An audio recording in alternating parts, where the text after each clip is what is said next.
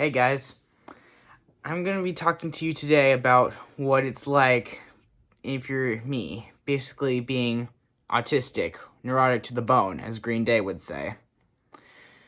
So I'm going to get right in. The first thing I should mention is the humor we enjoy. We enjoy jokes like, "Hey, it's a bomb!" Unfortunately, my dad does not like this type of humor. He just hates it, man. Well, maybe he did. Maybe he did in the past. I actually don't know his status now. But, you know, he just doesn't like my jokes. And he thinks they're inappropriate. I mean, they are inappropriate. But that's kind of the point. And that's what makes them funny. Alright, now I'm going to get in deeper with an autistic person's personality, basically. We all have different personalities, both in the autistic community and the entire world. But the main difference is that non-autistic people don't normally accept autistic people's personalities. I'm so lucky to have parents who did. If my parents were anyone else, I'd be dead. I am the most cautious out of everyone in my family because normally, if we see a homeless person on the street, well, they'd want to give him money. But if you're me, you're gonna want to just avoid him because some people disguise themselves as homeless people and they have guns. That's not a joke, by the way. I said that in a jokingly voice, but it's not a joke. And another thing I should say about humor and personality when it comes to autistic people. We really do like to laugh at people when they're throwing tantrums. You know, if people aren't really milking it, they're not milking it at all, and they're having pain, then it's not funny. Then I would help them. I would have empathy. But if you Googled, say, funny homeless signs or whatever, that's an example of humorous misfortune. And surprisingly, that does exist in real life. It happens in my family all the time. If you guys know of the legendary historic comedian known as Will Rogers, then you'll know that many people laughed at him for something. I can't remember what, but he learned to laugh at himself. And so that's the problem with a lot of people in this world. You know, they just can't laugh at themselves. For anyone who's like that, I highly encourage you. I'm not asking you. I'm telling you. Be like him.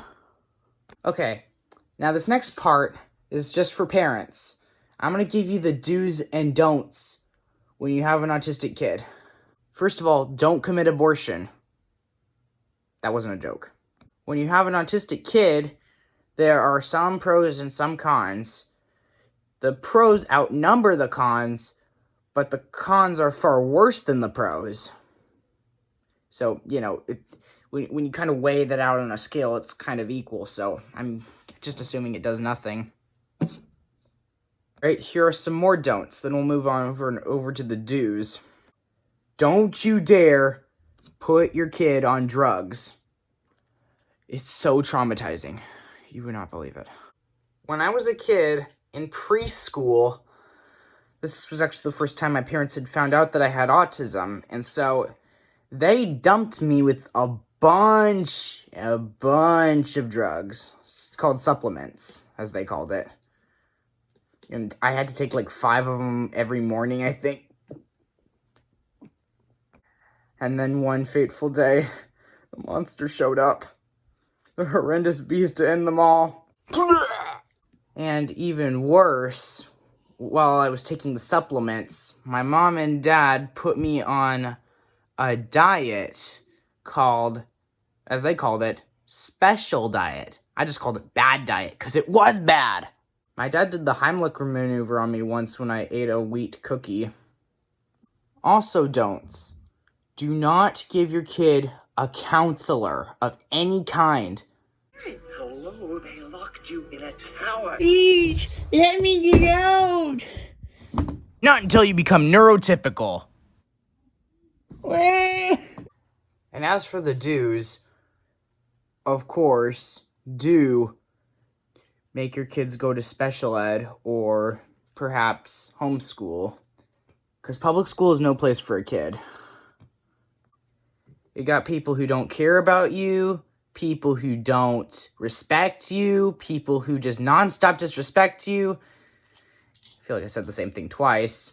And people who bombard people with all those assignments. One time I had so much homework back in my preschool days when preschool was the only time I went to public school, and I couldn't even fill my room with all the homework I had. Anyways, back to my main discussion. Let me think of more do's. Also do tolerate. We love belting out all those dirty jokes, just like Seth MacFarlane or Jennifer Coolidge or Mike Myers did. We love it. Another do. Now, parents might not let their kids name call, but for autistic people, we're aware. Like, we don't call people names for no reason, and we don't take it to a very extreme level either. If I say that someone's narcissistic, it probably is because they are. If I say that someone's a crybaby, it's because they are. Like, if I said of an apple tree, hey, that apple tree has apples, am I being disrespectful or offensive to that apple tree? No. I am stating a scientific fact. The apple tree does have apples. Same way if I said that someone's crybaby, it's probably because they are crybabies. Now, if you are against what I'm saying, you need to be taken to the mechanic. Now, as for another do, whenever you're at the grocery store buying food, you should always remember to get soda. And it usually doesn't matter which kind you get, just as long as it's carbonated and it's not diet. Me being an autistic person, I keep labels of soda bottles on the wall like hunters do with their trophies on the wall. Now, here's another do. If they wake up and they find pee in their pants, and we know as parents that we're trying to house train them, or let's say that they draw on the walls, or they accidentally set the house on fire, don't kill them. But they need a good torture, man. And don't be merciful with it. Just a joke. Definitely do not do that. Just forgive them if they set the house on fire. And one more do. Please comment, like, and subscribe. And I'll see you guys later.